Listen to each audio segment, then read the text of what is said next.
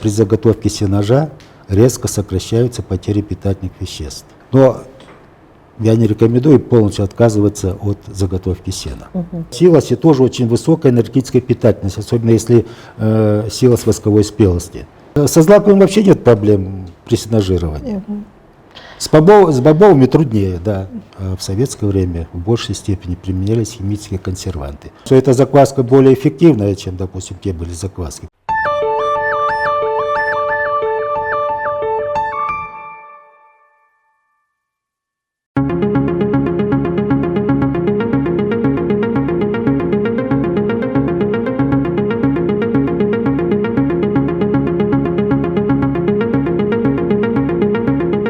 Мы хотели бы непосредственно спросить насчет кормовой базы. В южных регионах у нас все-таки зимний период это короткий, а вот в северных регионах и восточных там зимы очень долгие, по 6-7 месяцев. Естественно, заготовка тоже кормов, они приспосабливаются для своих вот этих, по своим погодным условиям, да? Силос, сенаж, карнаж, вот эти виды кормов. Там многие не знают, что такое карнаж, многие не знают, что такое, для чего она нужна, для какого поголовья нужно, для какого вида, вот, например, силос нужен. Мы вот общий знаем, например, силос в основном используется в молочно-товарных фермах, да, молочного направления. Вот, для откорма это нужно. Для чего это надо? Вот не могли бы разъяснить вот эти моменты? Ну, надо сказать, что основными кормами везде и всегда являлись грубые корма. Это сено, это сенаж. Если говорить, в настоящее время, в общем-то, уже технологии достаточно хорошо отработаны, все параметры отработаны. И если соблюдать эти параметры, получается корма достаточно высокого качества. Но при заготовке сена, допустим, мы допускаем потери как минимум до 30%. Если погода неважная, то 35 и 40%. Да. Это большие потери для сена. Конечно. Если брать сенаж и силос, то они менее подвержены погодным условиям. Вот со временем даже стали заготавливать меньше сена, больше сенажа. Почему?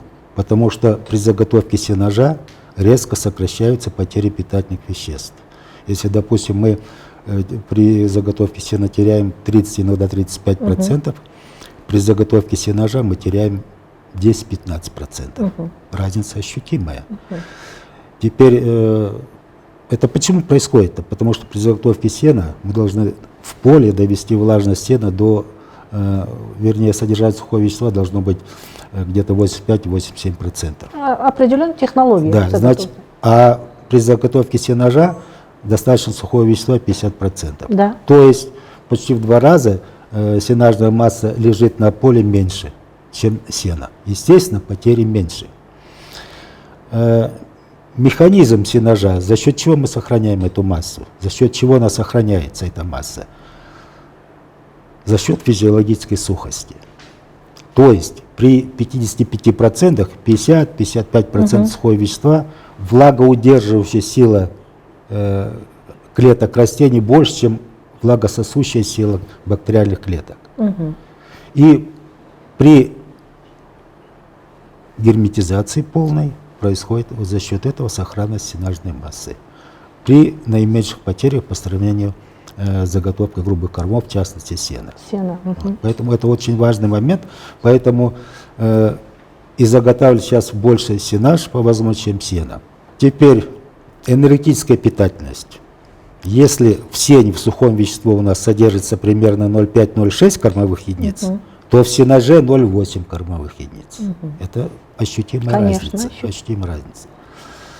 Но я не рекомендую полностью отказываться от заготовки сена. Потому что в рационе животных, крупного рога скота в частности, должно содержаться определенное количество клетчатки грубого измельчения, более 3-4-5 сантиметров. А сенаж мы измельчаем, как правило, 2-3 сантиметра. Вот. Поэтому для восполнения клетчатки, для нормального жевательного процесса мы должны давать еще грубые корма в качестве сена. Что касается заготовки силоса, это тоже очень хорошая, идеальная, так сказать, технология заготовки кормов и хранения кормов. Здесь тоже потери невелики, если технология соблюдается. Но в смысле сейчас параметры уже все отработаны, знаем, какие параметры должны быть, где хранить лучше, вот, как укрывать и прочее. В силосе механизм сохранности питательных веществ совершенно другой, нежели в сенаже. Здесь сохранность массы идет за счет накопления органических кислот. То есть бактерии за счет сахара, идет брожение, накапливаются органические кислоты, доводится pH до 4,2, при котором инактивируется микрофлора силосов, и все, она законсервируется, если нормально, хорошо герметично укрыто.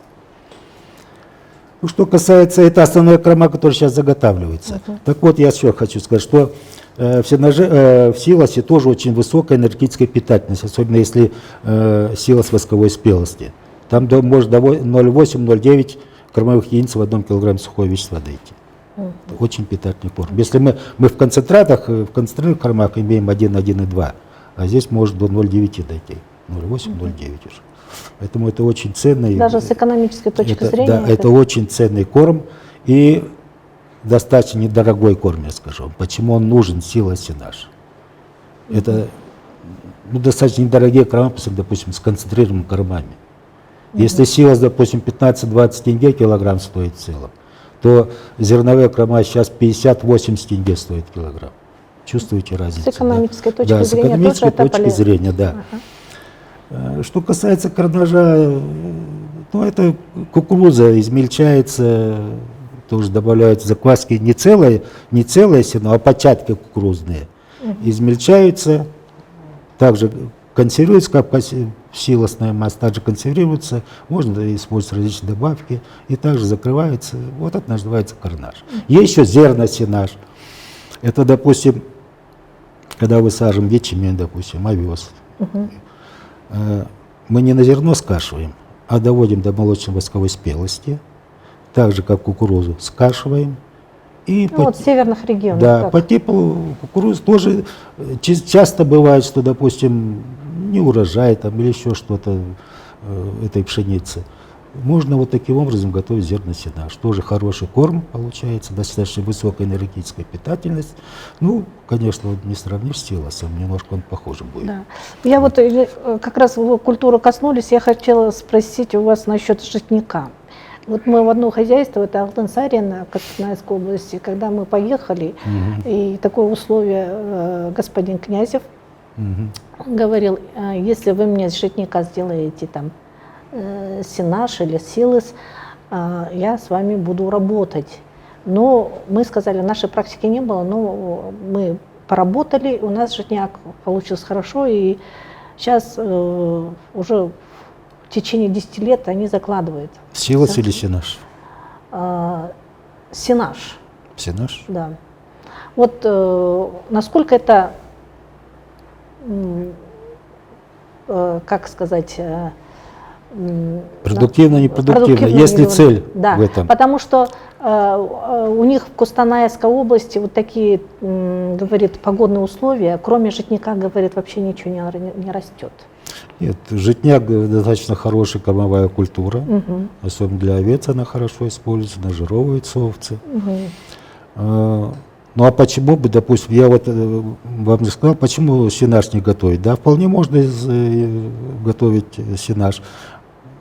Вот если сено готовим, я же сказал, да, потери огромные, до 30-35%, а сенаж 10-15%. Тем более житняк, да, житняк. Это же злаковая культура.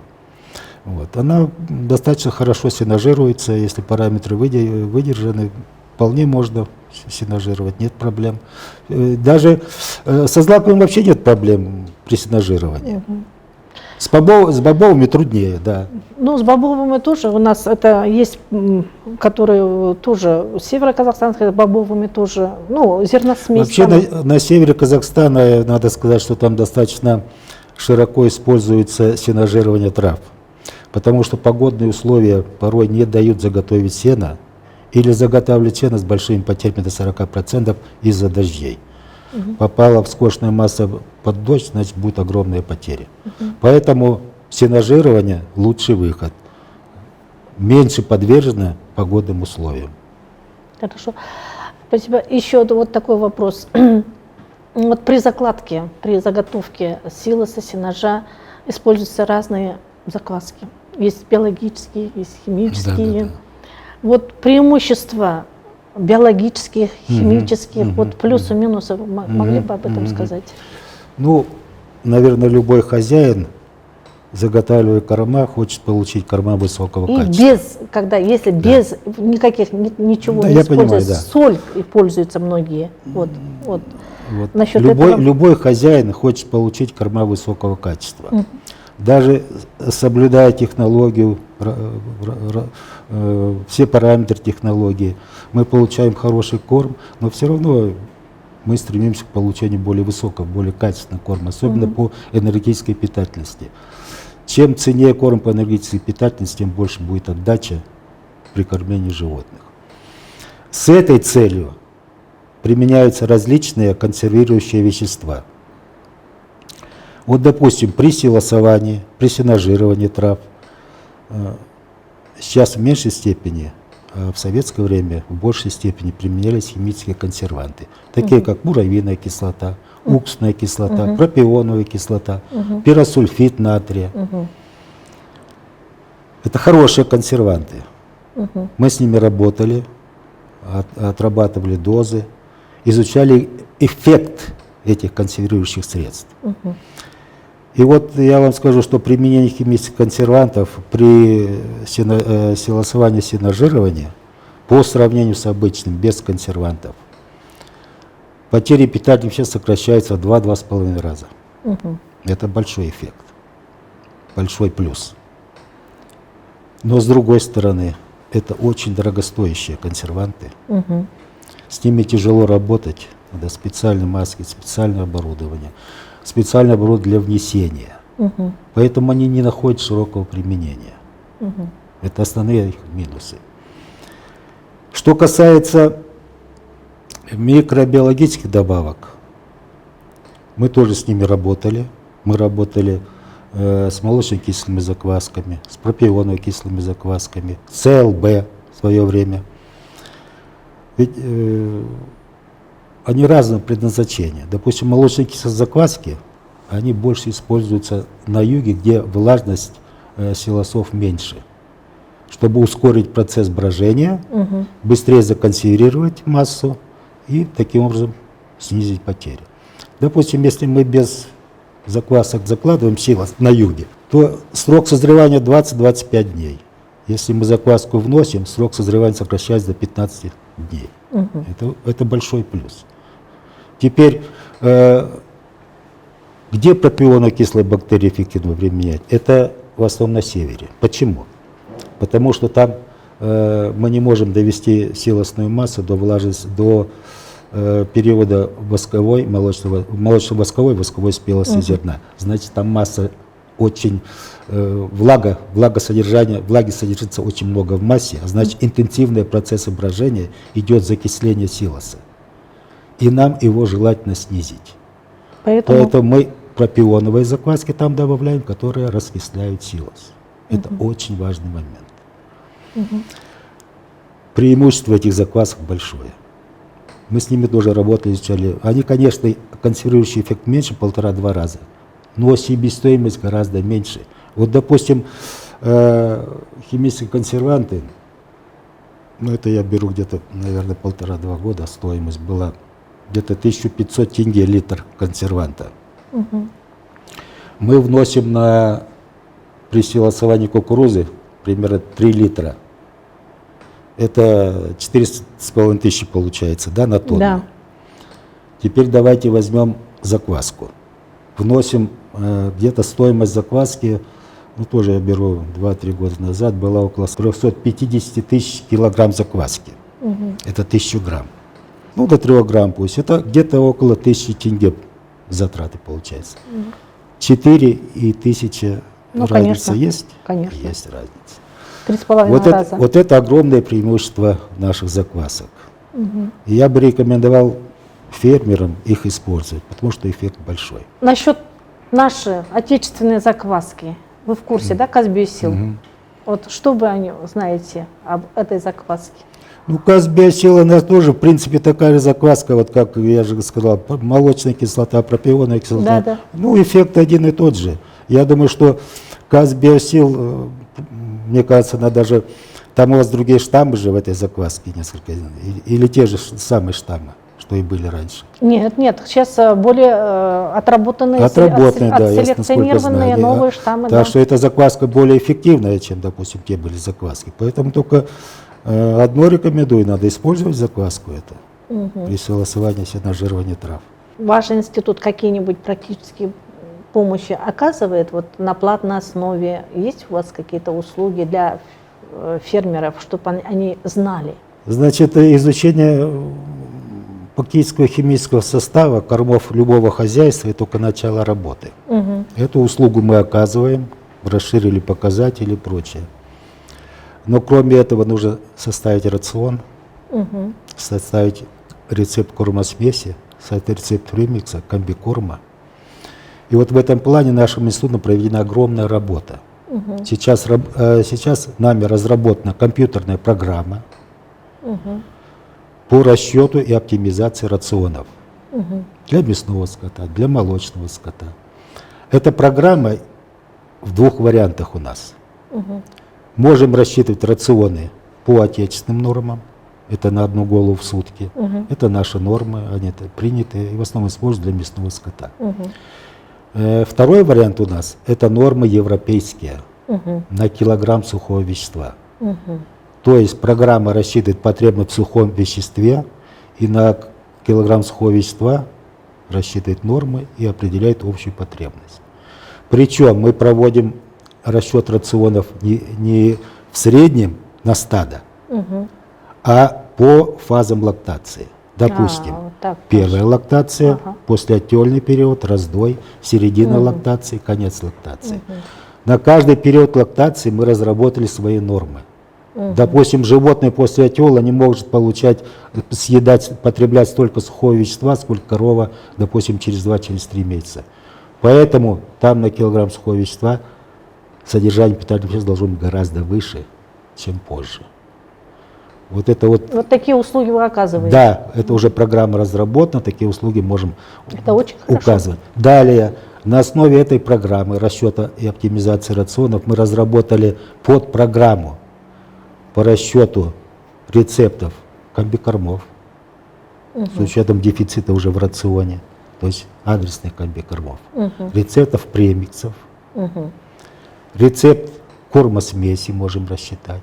Определить, тоже под программой это все уже сюда идут, определить потребность в кормах на любой период, определить потребность в кормовых площадях. И вот мы, допустим, рассчитываем и рационы, и потребность в кормах, уже обращались в ферму, мы все это рассчитывали. Большую работу мы проводили, Адал, вы, наверное, знаете, такое хозяйство, знаю, проводили там работу. Ну и многие другие хозяйства. Вот такие услуги мы сейчас вполне оказываем. Это очень важно, особенно для молочных хозяйств. Вы же знаете, что сейчас завозят многие хозяйства высокопродуктивный скот из-за рубежа чернопестрых породов. Если мы получаем здесь в Казахстане 3-4 тысячи удой, они дают 8-10 тысяч удой. И там совершенно другой рацион должен быть. Не в общем по стаду, а по периодам лактации. Почему мы занялись этой проблемой? Почему эту программу сделали? Потому что эти хозяйства обращаются, у них высокопродуктивный скот, по фазам лактации надо кормить. А у нас нет таких норм в нашем справочнике. Поэтому мы разработали по фазам лактации. И сейчас при необходимости, при обращении мы уже можем рассчитывать рационы по фазам лактации. Спасибо, Александр Ильич. Пожалуйста. За ваше такое интересное интервью. Я думаю, что многим нашим хозяйствам это понадобится. Я вам желаю самое главное здоровья, успехов в дальнейшем. Раз мы аграрная страна, это нужно. Безусловно.